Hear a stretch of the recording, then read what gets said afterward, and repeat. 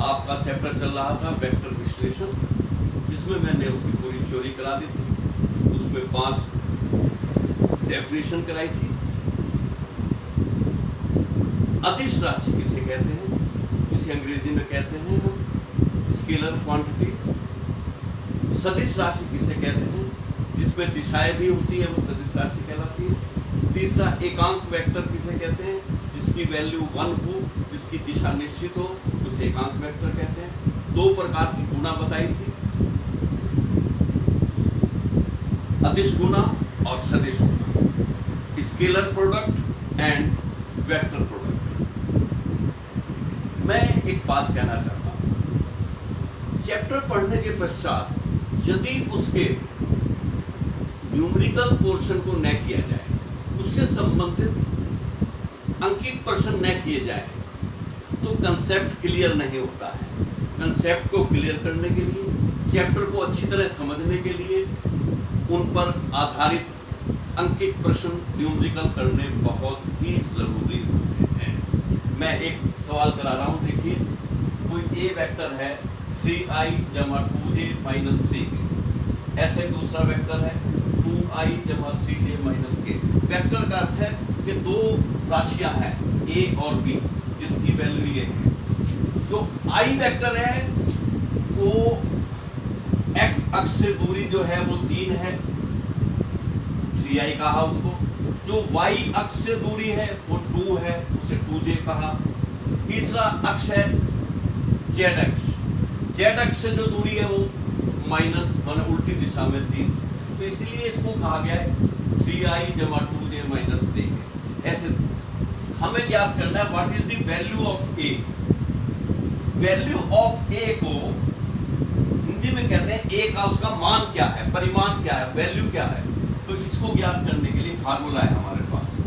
जो i के साथ आ रहा है इसका स्क्वायर कर दो, जो इसके साथ आ रहा है उसका स्क्वायर कर दो, ऐसे k का स्क्वायर। तो a माने i के साथ आ रहा है 3, b के साथ आ रहा है 2 और c के साथ आ रहा है -3।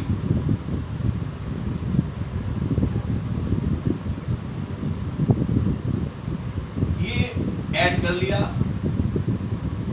22, तो a की वैल्यू हो गई है स्क्वायर रूट 22। ऐसे ही b की वैल्यू ज्ञात करनी है। सपोज करो मैं b का परिमाण क्या होगा, तो यहां कर लेंगे स्क्वायर रूट 2 का स्क्वायर, 3 का स्क्वायर माइनस 3 का स्क्वायर, तो ये भी हो गया रूट 22। ठीक, तो इस प्रकार हम क्या, इन दोनों की निकालनी है हमें डॉट प्रोडक्ट। तो डॉट प्रोडक्ट निकालने का तरीका है कि इनकी आपस में मल्टीप्लाई करो। 3 2 जा 6, i को i से मल्टीप्लाई करेंगे तो 1 के बराबर होता है, इसलिए ये तो 1 हो गया। ये हो गया 6, j को j से मल्टीप्लाई करते हैं तो भी 1 होता है, k को k से मल्टीप्लाई करते हैं तो भी 1 होता है। कैसे होता है अभी मैं थोड़ी देर बाद इसको बताऊंगा। i को j से करेंगे तो 0 क्यों होता है, i को i से करेंगे 1 क्यों होता है, थोड़ी देर में अभी डिस्कस करेंगे। तो ये आ गया 6 6 और यहाँ 1 है, ये हो गया -3 1 जा 3। 6 दूनी 12, 12 में से 3 गए तो बच गए 9। तो इस प्रकार इन दोनों की गुना आ गई है 9। कभी कभी ये पूछा जाता है इनकी क्रॉस प्रोडक्ट कैसे निकालें। a और b का क्रॉस प्रोडक्ट निकालने के लिए 2 लाइन खींचते हैं। 2 लाइन खींचने के पश्चात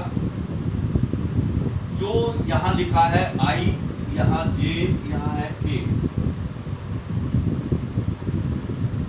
जो i के साथ लिखा है 3 2 -3, यहाँ दूसरी लाइन में b की जो वैल्यू है 2 3 -1, ये इसकी वैल्यू है। तो करना ये है, ये लिखने के पश्चात 3 चीज आएंगी, i का ब्रैकेट, j का ब्रैकेट और k का ब्रैकेट। i का ब्रैकेट, फिर j जे का ब्रैकेट प्लस के का ब्रैकेट। इन ब्रैकेट को पूरा कैसे करें? आई का ब्रैकेट पूरा करने के लिए आई को हम ढक लेते हैं ऐसे, आई को ढक दिया और इनकी क्रॉस गुना कर दी। 2 1 जा 2, 3 माइनस का चिन्ह लगाया सबके बीच में, माइनस इनकी प्रोडक्ट करिए, 3 3 जा 9 माइनस 9, इसको ढक लीजिए जे को, 3 1 जा 3, इसको ढक लिया, 2 3 जा 6, ये को ढक लिया, 3 3 जा 9 माइनस 2 2 जा 4। तो देखिए ये 9 में से 4 के प्लस 5 आ गए। यहाँ देखिए ये माइनस माइनस प्लस हो गया, तो प्लस 9 में से 2 के 7 बच गए। ये -3, ये माइनस माइनस 2 बार आ रहा है, माइनस माइनस गुना प्लस हो गया, तो प्लस 6 माइनस 3 3, तो ये हो गया जी -3j और प्लस यहां से आ गया 5k। तो ये आपका आंसर आ गया है A क्रॉस B। तो आपको बहुत सारी किताब में न्यूमेरिकल मिलेंगे जिसमें 4 बातें पूछता है, A की वैल्यू क्या होगी, B की वैल्यू क्या होगी, A डॉट B की वैल्यू क्या होगी और A क्रॉस B की वैल्यू क्या होगी। इस प्रकार के न्यूमेरिकल आप किताब में लेंगे। एक क्वेश्चन है कि कोई A वेक्टर है, उसकी वैल्यू है 2, एक B वेक्टर है, उसकी वैल्यू है 3, और बीच का जो कोण है दोनों वेक्टरों के, A का और B का, ये 2 वेक्टर हैं, उनके बीच में 30 डिग्री का कोण, तो थीटा इज इक्वल टू 30। तो find the value of A dot B, कैसे निकालेंगे? तो इसके लिए फार्मूला याद करना पड़ेगा आपको। A डॉट B बराबर है A की वैल्यू B की वैल्यू इंटू कॉस थीटा। ये फार्मूला याद करना पड़ेगा डॉट प्रोडक्ट याद करने के लिए। तो क्या करा, A की वैल्यू कितनी है 2, इसकी वैल्यू कितनी है 3, कॉस 30, कॉस 30 की वैल्यू कितनी होती है याद करो, √3/2। बिल्कुल ठीक बताया आपने, ये वैल्यू होती है ना कॉस की, कॉस 0 की होती है 1, कॉस 30 की होती है 3/2, 45 की होती है 1/√2, ऐसे 60 की 90 की ये वैल्यू होती है। तो यहाँ से √3/2 आ गया, तो आंसर आ गया 3√3, ये आ गया A डॉट B।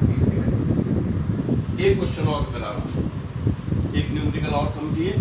ये मैंने आपको आपकी जो ग्रुप है उसमें कुछ सोल्ड न्यूमेरिकल भेजे हुए हैं, कुछ अनसोल्ड न्यूमेरिकल भेजे हुए हैं।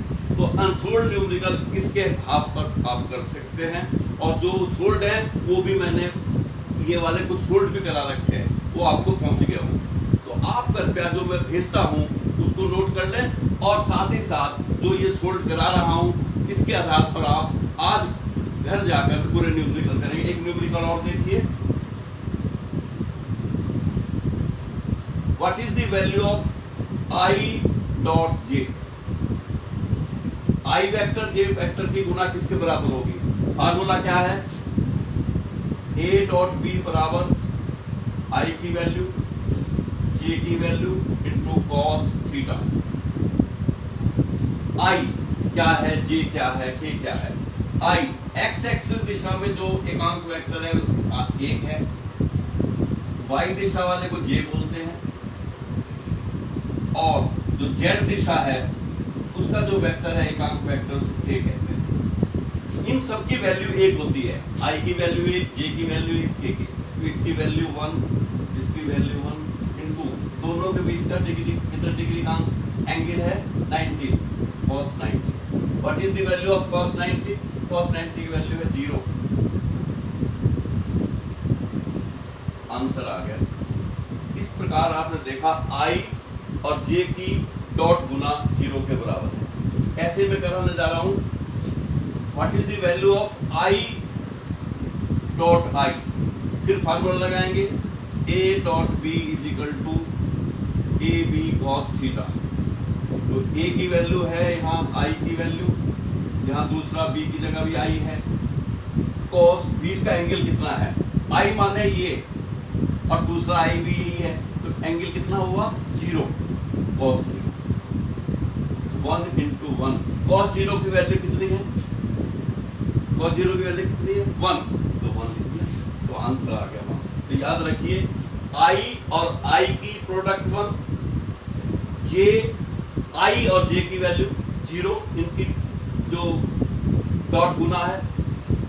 ऐसे ही याद करिए जे डॉट के इज इक्वल टू आल्सो 0, ऐसे ही के की डॉट आई बराबर ये भी 0। तो अगर सेम जे डॉट के बराबर 1, सॉरी भाई ये 1 हो गया ना, देखो यहाँ नहीं, आई डॉट जे बराबर 0, जे डॉट के बराबर भी 0 और ये भी 0, ये सब 0 हो गए। लेकिन आई की आई से गुणा करी तो क्या आई 1 आ गया। ऐसे ही जे डॉट जे बराबर 1, के डॉट के बराबर 1। तो याद रख लीजिए, इस पर भी न्यूमेरिकल आए हुए हैं। घर जाकर इस प्रकार के आप कम से कम 10-15 न्यूमेरिकल करिए। जो मैंने आपको होमवर्क भेजा है आज उसे भी करिएगा, और उसमें यदि कोई डिफिकल्टी आती है तो मुझे फोन पर संपर्क करें। मैं अगले टर्न पर जब ऑनलाइन क्लास लूंगा तो आपको पूरा बता दूंगा कि भाई इसकी कैसे इसको रिमूव करना है। ठीक, तो धन्यवाद, नमस्कार।